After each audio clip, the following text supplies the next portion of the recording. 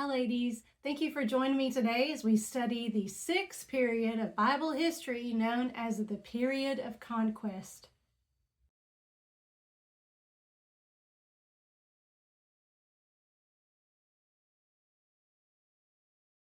Thank you for joining me today as we begin our study on the sixth period of Bible history known as the Period of Conquest. I'm so glad you've been following along with these lessons. I hope they're benefiting you. I know they are me. I think it's good to have a good overview of the Bible. We're actually going to have this lesson be a part 1 and a part 2 as we've done a few times before.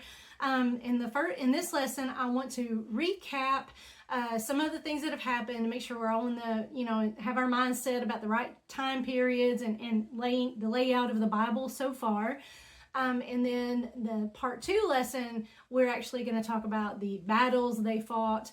And so please don't forget that this will be a 2-part lesson. So far we've studied the first 5 books of the Old Testament. And we've so far covered 5 periods of Bible history: the antediluvian period, the post-diluvian period, and the patriarchal period. Those are all in the book of Genesis, covered in the book of Genesis. Then the Egyptian period is the first part of Exodus, and then the wandering period that is started, not only covered, but that's the end of Exodus. It's kind of where we left off last lesson. And so I think it's important to keep the whole picture and the whole timeline. You remember, the Bible is not written chronologically. So my goal here is whenever we study, I want us to put the books of the Bible that we're studying in its proper time period and its proper, the proper time or narrative and the piece of the Bible. And I think at the end of doing that, then whenever book you study, for one, you're able to study it better, you're able to understand it better, and to know the background of it better. So the first part of this lesson, I just want to spend a little bit of time piecing together those first 5 books of the Bible. I've already mentioned Genesis being the post-diluvian, or antediluvian, post-diluvian, and patriarchal period, and then Exodus being the Egyptian period. Last time we talked about the wandering period, and that's the end of Exodus. Okay, so at the end of Exodus, we are starting to learn about, and this is still part of that wandering period that we talked about the last time, but that is specifically instructions about the tabernacle and the building of the tabernacle, gathering the materials, the building of it, and gathering materials and the making of those priestly garments. We mentioned that in our last study, but that's the end of Exodus. Okay, and then you start reading Leviticus, and that's just the law. There's not much narrative, if any, in the book of Leviticus. It's just the law that the Israelites are going to live by until the time, the death of Christ. He was under that law as well. So that's what Leviticus is. The book of Numbers picks up where Exodus leaves off. They're still at Mount Sinai. And basically the book of Numbers, there's a lot of narrative in there of what happened while they were wandering in the wilderness. There's a census at the beginning, but because they had to wander in the wilderness for 40 years because they were too afraid to go into the promised land and to conquer it like God wanted them to, and they had to wander in the wilderness, for 40 years. And so the census taken, the first part of the book of Numbers is that first generation. The census toward the end of Numbers is the new generation. And there's also about a little bit of direction about how to divide up the land and the tribes themselves, how to be organized. And then Deuteronomy is the repetition of the law and a review of the Israelite history for that new generation. Moses gives it to them. He wants them to be aware of what things have happened in the past and what God's done for them in the past, and he's also reminding them of God's law. Now that is right before they are going to go into the promised land. This is the new generation, okay? And then at the end of that period is where we'll pick up our study today for the land of conquesting the land. So now this nation of Israel, they are right there at the promised land, right on the outskirts across the river from this land that they're going to go in and take, because God told them that years ago he would give them this land, and their generation before them did not go in because of their unbelief, and they were punished. And we talked about the wandering in the wilderness because of that lack of belief that God would be with them.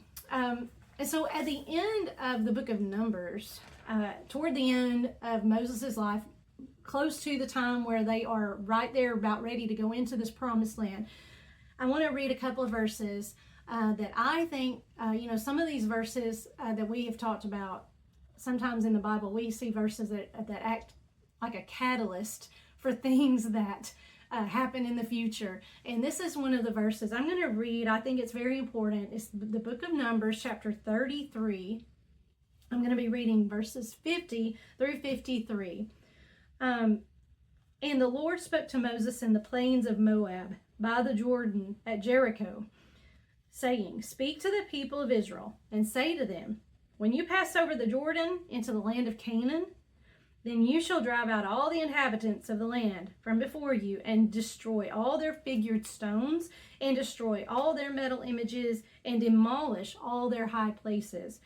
And you shall take possession of the land and settle in it, for I have given the land to you to possess it."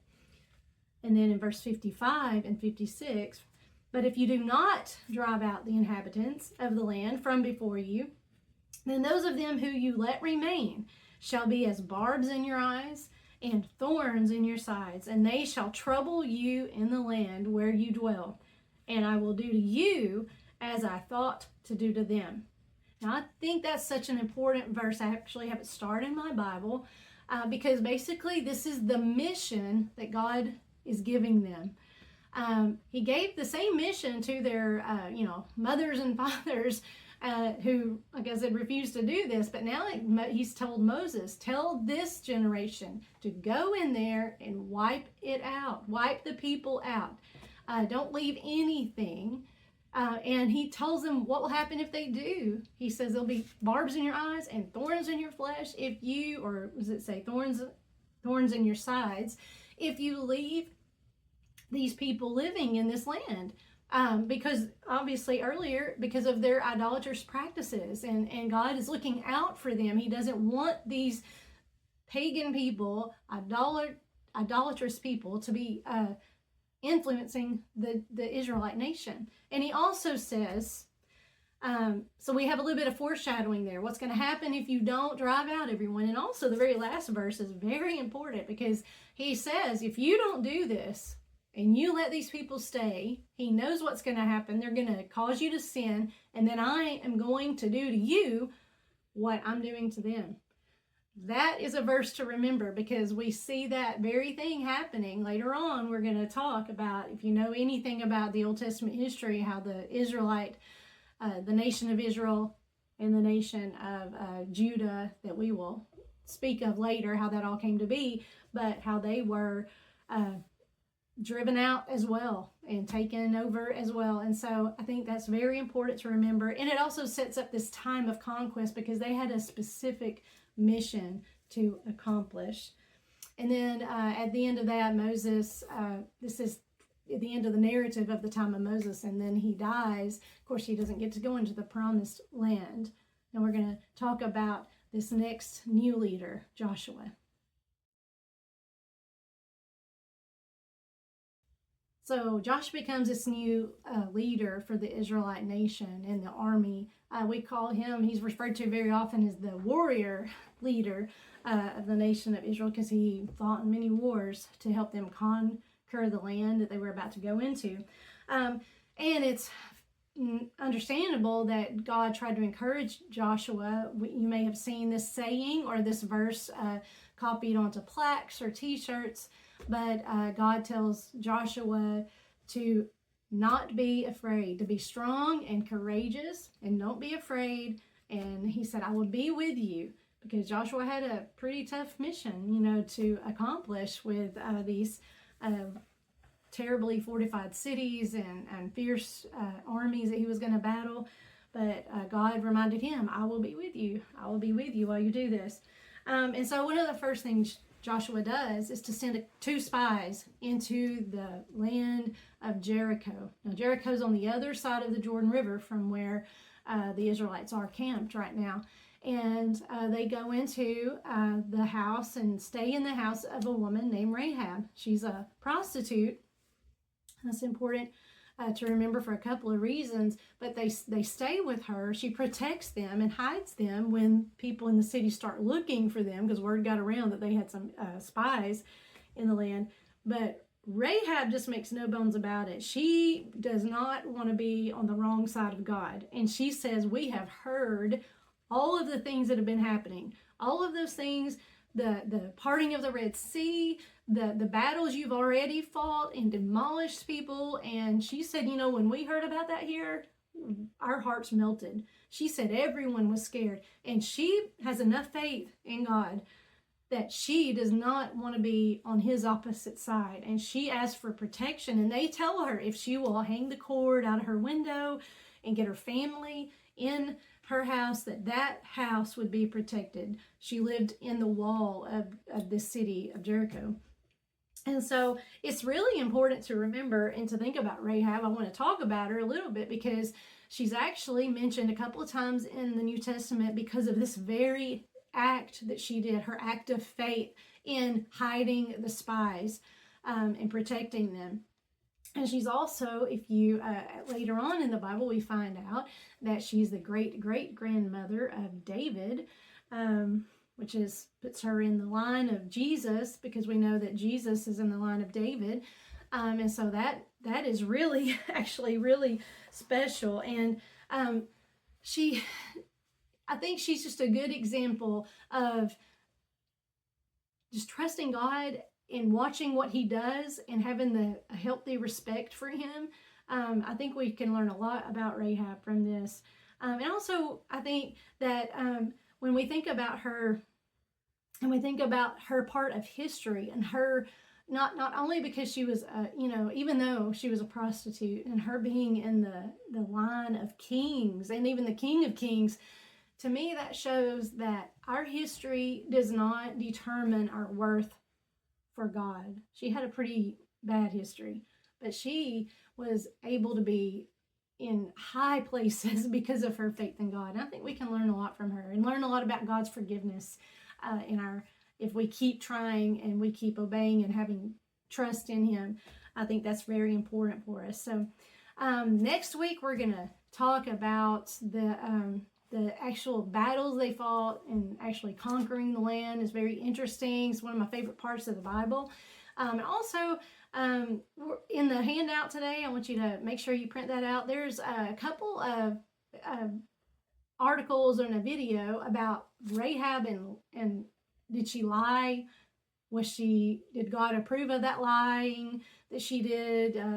So those are interesting. There's also an article I'm going to link to that talks a little bit about this discrepancy that sometimes people want to throw out there, because Moses dies at the end of Deuteronomy, but he actually wrote the book, and how did that work? And so the article is a little scholarly, but I think you can, I know, we can gain a lot from that. I think you'll enjoy that. So please join me next time as we continue this second part of this lesson and part 2 of the period of conquest.